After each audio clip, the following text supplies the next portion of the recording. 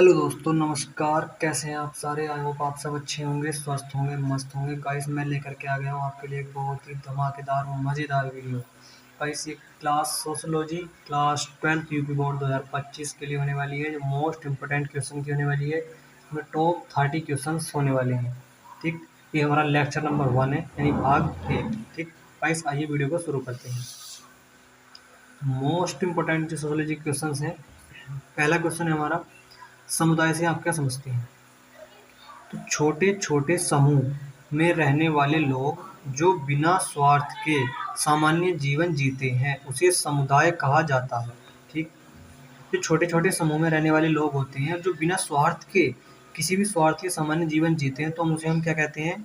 उसे हम समुदाय कहते हैं। ठीक, अगला क्वेश्चन है, ग्रामीण समुदाय की दो विशेषताएं बताइए। तो जो गांव में रहने वाले व्यक्ति हैं, जो गांव में रहने वाले समुदाय हैं, उनकी दो विशेषताएं क्या हैं? तो कृषि पर आधारित जीवन होगा उनका। कैसा जीवन होगा? कृषि पर आधारित जीवन होगा। रोजगार एवं आय की कमी, उनके लिए रोजगार एवं आय की जो है कमी होगी। ठीक है, अगला क्वेश्चन है, समुदाय की विशेषता क्या है? ठीक, क्या है? समुदाय। तो समुदाय का एक निश्चित भूभाग होता है, सामुदायिक भावना होती है।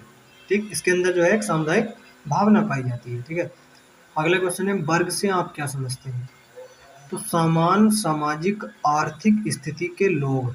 ठीक है, समान सामाजिक और आर्थिक स्थिति के लोग जब एक साथ रहते हैं, तो वह वर्ग कहलाता है। क्या कहलाता है? वर्ग कहलाता है। जब ऐसी स्थिति के लोग एक साथ रहें, तो वो क्या कहलाएगा? हमारा वर्ग कहलाएगा। ठीक, अगला क्वेश्चन है, समूह की विशेषता क्या है? तो जो हमें समूह की विशेषता बतानी है, तो समूह एक से अधिक सदस्यों की बहुलता।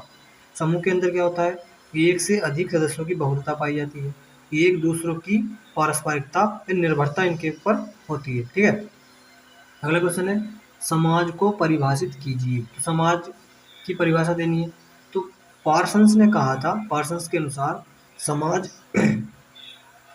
उन मानवीय संबंधों की जटिलता को कहते हैं। ठीक है, समाज उन मानवीय संबंधों की जटिलता को कहते हैं जो साधन और साध्य की गई प्रक्रिया के फलस्वरूप उत्पन्न होता है। उसे हम क्या कहते हैं? उसे हम कहते हैं समाज। ठीक, अगला क्वेश्चन क्या है कि उपनिवेशवाद से आप क्या समझते हैं? उपनिवेशवाद से क्या आशय है? तो कोई देश जब किसी अन्य देश को अपना गुलाम बना लेता है या उस पर कब्जा करके शासन करता है, तो उसे हम क्या कहते हैं? उपनिवेशवाद कहते हैं। तो वो उस देश का क्या कहलाता है? उपनिवेश कहलाता है। ठीक है, आगे चलते हैं।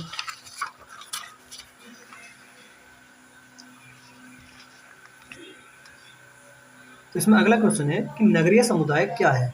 ठीक है, तो नगरीय समुदाय, रोजगार के साधन उपलब्ध होते हैं नगरीय समुदाय में। प्रति व्यक्ति आय अधिक होती है नगरीय समुदाय में। बड़े बड़े उद्योग लगे होते हैं, ठीक है, वो नगरीय समुदाय में। जनसंख्या अधिक होती है, ठीक है, नगरीय समुदाय में। ठीक, अगला क्वेश्चन क्या है कि लिंग अनुपात किसे कहते हैं? तो किसी निश्चित समय एवं स्थान पर प्रति 1000 कितने? प्रति 1000 पुरुषों के पीछे स्त्रियों की संख्या क्या है? ठीक है, उसे हम क्या कहते हैं? लिंग अनुपात कहते हैं। ये बहुत ही मोस्ट इंपोर्टेंट क्वेश्चन है। क्या है?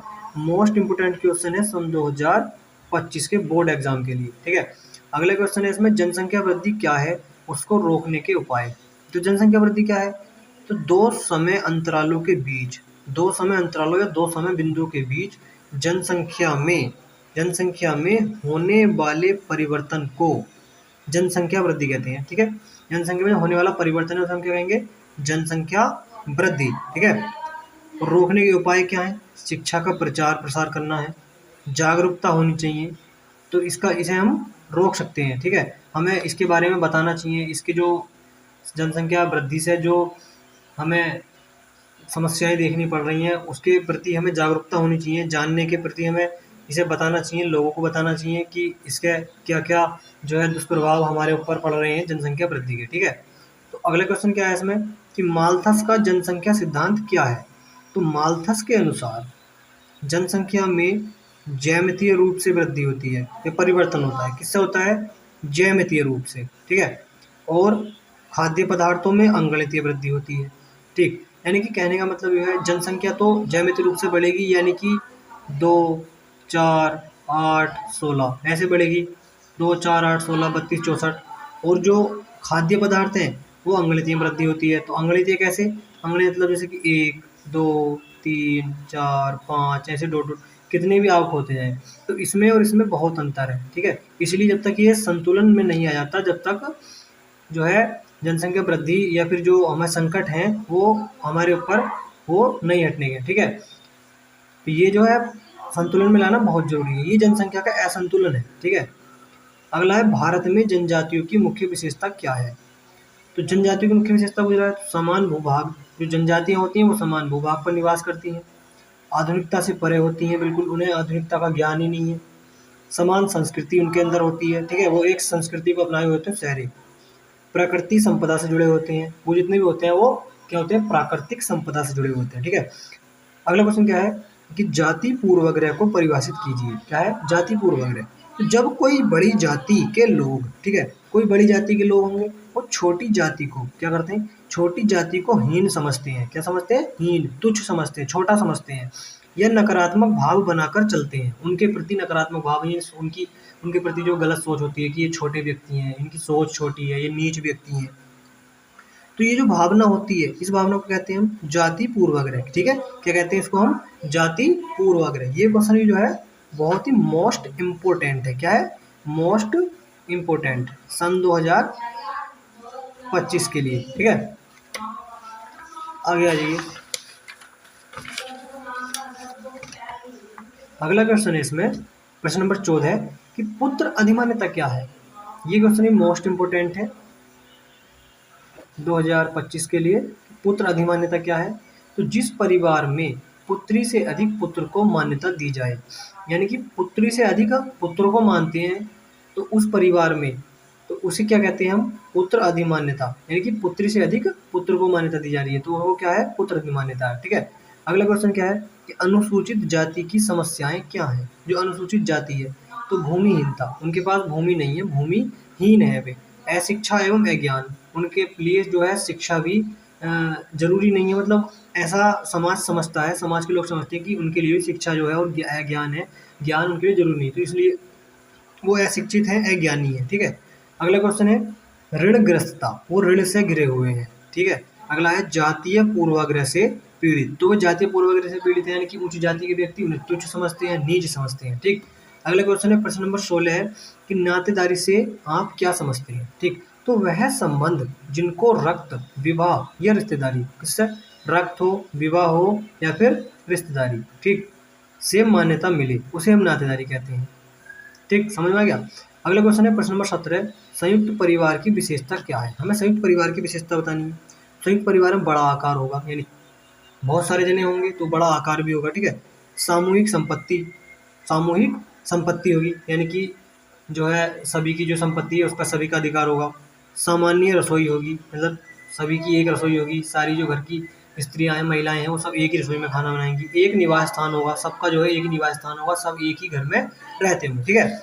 अगला क्वेश्चन क्या है, प्रश्न नंबर 18 है अपना, सामाजिक परिवर्तन की अवधारणा को स्पष्ट करो। तो सामाजिक परिवर्तन की अवधारणा, तो समाज की विभेदता, कुरीतियां, समस्याएं एवं दोष को दूर करने की प्रक्रिया सामाजिक परिवर्तन कहलाती है। यानी समाज में जो होने वाले परिवर्तन है, जैसे विभेदता है, कुरीतियों को हमने समाप्त करा, जो समस्याएं थी, दोष थे, उन्हें हम दूर कर रहे हैं, तो दूर करने की प्रक्रिया को हम क्या कहते हैं, सामाजिक परिवर्तन, ठीक है। अगला क्वेश्चन है प्रश्न नंबर 19, परिवार से आप क्या समझते हैं, इसके प्रकार बताने हैं। परिवार से क्या समझते हैं, परिवार एक संस्था है, यौन संबंधों पर भी आधारित है, भाई बहन बच्चे इसका निर्माण करते हैं, ठीक है। कौन, भाई बहन बच्चे माता पिता इसका निर्माण करते हैं। ये नातेदार भी होते हैं, कौन होते हैं, ये नातेदार भी होते हैं, इसे ही परिवार कहते हैं। क्या कहते हैं, इसे ही परिवार कहते हैं। परिवार कितने प्रकार होते हैं, परिवार के 2 प्रकार होते हैं, ठीक है। परिवार कितने प्रकार होते हैं, 2, कौन कौन से, एक संयुक्त परिवार जिसमें सभी माता पिता और विवाहित बच्चे एक साथ मिलकर रहते हैं, और एकल परिवार वो होता है जिसमें माता पिता अलग हो जाते हैं और जो उनका बच्चा है, लड़का है, वो उसकी शादी करने के बाद वो जो है अपना अलग परिवार बसा लेता है, ठीक है।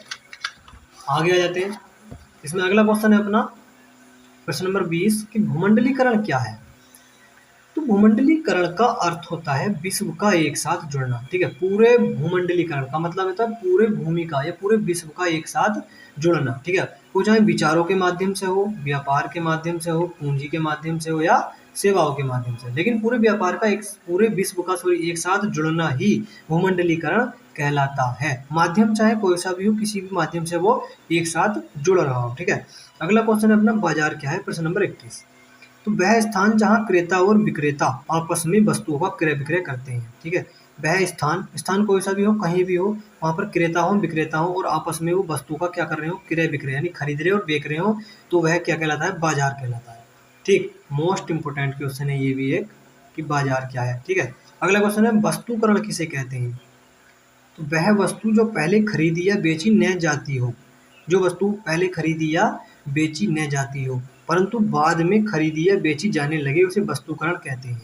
ठीक है, जो वस्तु पहले बेची या खरीदी नहीं जाती थी, अब वो बेची जा रही है, खरीदी जा रही है, तो उसे हम वस्तुकरण कहते हैं। इसका देखो उदाहरण एक मैं बता दे रहा हूँ, उसका उदाहरण हो सकता है जैसे कि बोतल बंद, बोतल बंद पेयजल, बोतल बंद पेयजल जो है वो एक इसका उदाहरण है। ठीक है, वस्तुकरण का। ठीक, अगला क्वेश्चन है उदारीकरण क्या है, ये भी मोस्ट इंपोर्टेंट क्वेश्चन है। उदारीकरण क्या, तो सरकार द्वारा लगाए गए प्रतिबंधों में ढील देना। जो सरकार द्वारा प्रतिबंध लगाए जाते हैं उनमें ढील देना तथा बाद में उन्हें पुनः समाप्त कर देना, मतलब उन्हें पहले उनमें ढील देना प्रतिबंधों और फिर उन्हें पूरा समाप्त कर देना, उदारीकरण कहलाता है। ठीक है, ये ज्यादातर बाजारी अर्थव्यवस्था में लागू होता है। ठीक है, अगला क्वेश्चन है पूंजीवादी अर्थव्यवस्था किसे कहते हैं। तो पूंजीवादी अर्थव्यवस्था में उत्पादन के साधनों पर निजी स्वामित्व होता है। जो पूंजीवादी अर्थव्यवस्था होती है तो उसमें उत्पादन के साधन है, जो उद्योग है, फैक्ट्री है, कारखाने हैं, बड़े से बड़े मील है, उनमें जो होता है निजी स्वामित्व होता है, यानी किसी एक व्यक्ति का स्वामित्व होगा, एक व्यक्ति उस चीज का, उस उद्योग का, कारखाने का मालिक होगा। ठीक है, अगला क्वेश्चन है भूमि का संघर्ष किसे कहते हैं। तो भूमि के समान वितरण के लिए या भूमि के सुधार के लिए जो संघर्ष किया गया था, भूमि के समान वितरण के लिए या भूमि के सुधार के लिए जो संघर्ष किया गया था या जो आंदोलन चलाया गया था, उसे भूमि का संघर्ष कहते हैं। मतलब जो भूमि का एक समान वितरण हो, भूमि के लिए भूमि में सुधार किया जाए, तो इसके लिए जो संघर्ष किए गए, आंदोलन चलाए गए, तो इसे क्या कहते हैं, भूमि का संघर्ष कहलाता है। ठीक है, अगला क्वेश्चन है ब्रह्म समाज की स्थापना कब हुई। तो ब्रह्म समाज की स्थापना सन 1828 में, मोस्ट इम्पोर्टेंट क्वेश्चन है गाइस 2025 के बोर्ड एग्जाम के लिए, कि ब्रह्म समाज की स्थापना सन 1828 ईस्वी, कब, सन 1828 ईस्वी में राजा राम मोहन राय के द्वारा, किसके द्वारा, राजा राम मोहन राय के द्वारा की गई। ठीक, और एक मोस्ट इम्पोर्टेंट बात है कि सती प्रथा का अंत भी राजा राम मोहन राय ने ही किया था। किसने किया था, सती प्रथा का अंत भी राजा राम मोहन राय के द्वारा ही किया गया था। गाइस, अगर वीडियो अगर पसंद आई हो तो वीडियो को लाइक करें, शेयर करें और कमेंट करें और चैनल को सब्सक्राइब करना ना भूलें। गाइस, मैं आज इस वीडियो में 26 क्वेश्चन ही मैंने आपको सोल्व करवाए हैं। लेक्चर 2 में, भाग 2 में मैं इसके और क्वेश्चन आपको सोल्व करवाऊंगा। गाइस, मिलते हैं अगली वीडियो में।